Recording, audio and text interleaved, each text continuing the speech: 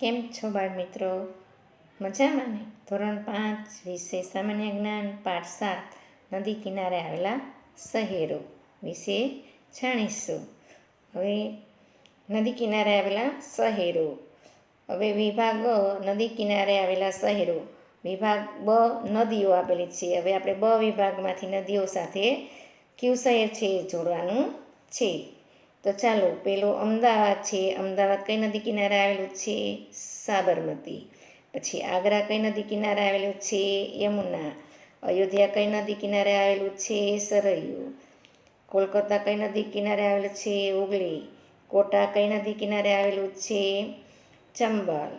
પછી ગુવાહાટી કઈ નદી કિનારે આવેલું છે? બ્રહ્મપુત્રા. પછી હૈદરાબાદ કઈ નદી કિનારે આવેલું છે? મુસી.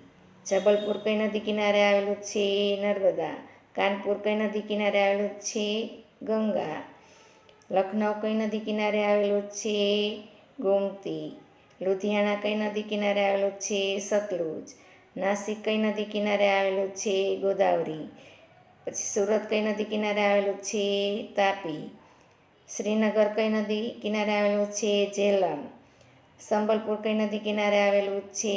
મહાનદી. વિજયવાડા કઈ નદી કિનારે આવેલું છે? કૃષ્ણા. હવે આવતા વિડીયોમાં પાઠ 8 ભણીશું. જય હિન્દ, જય ભારત.